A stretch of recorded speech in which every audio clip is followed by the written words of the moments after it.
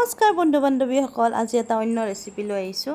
তাৰ কাৰণে লৈছোঁ দুটা পিঁয়াজ সৰু সৰুকৈ কাটি লৈছোঁ, আদা এচিকুট লৈছোঁ, নহৰু লৈছোঁ আৰু অকণমান বিলাহী লৈছোঁ, দুটা কেঁচা জলকীয়া, শুকান জলকীয়া দুটা লৈছোঁ আৰু এয়া মাষ্টাৰ্ড পাউডাৰ লৈছোঁ। তাৰপিছত ফিছ মছলা লৈছোঁ, তাৰপিছত ধনিয়া গুড়ি অলপ লৈছোঁ, জিৰা গুড়ি অলপ লৈছোঁ আৰু ৰেড চিলি অলপ লৈছোঁ। এইখিনি ধুনীয়াকৈ মই মিক্স কৰি থৈ দিছোঁ।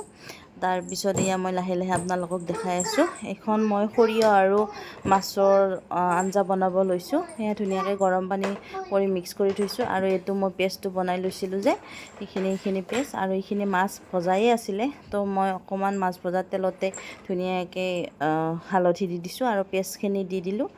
এয়া পেষ্টখিনি ধুনীয়াকৈ ভজা হ'ব লাগিব। তেল আৰু মছলাখিনি এক্সট্ৰা হোৱাৰ পিছত আমি বেলেগ ইনগ্ৰিডিয়েণ্টছখিনি দিম। অলপমান মই নিমখো দি দিলোঁ। তাৰপিছত এই মছলাখিনি মই ৰেডি কৰি থৈ দিছিলোঁ সেইখিনিও দি দিলোঁ। তাৰপিছত ধুনীয়াকৈ মই লাৰি থাকিম। সেইখিনি লাৰাৰ পিছত মই ইয়াত 2 চামুচ মিল্ক পাউডাৰ দি দিছোঁ। মিল্ক পাউডাৰখিনি দি দিলে ধুনীয়া এটা গোন্ধ আহে, সেইকাৰণে দি দিছোঁ। তাৰপিছত গৰম পানী দিলোঁ। তাৰপিছত মাছখিনি বহাই দিলোঁ। মাছখিনি ধুনীয়াকৈ উতলাৰ পিছত এয়া আঞ্জা মোৰ ৰেডি। কেনেকুৱা পালে ভিডিঅ'টো জনাব। আজিলৈ আহিছোঁ, বাই বাই।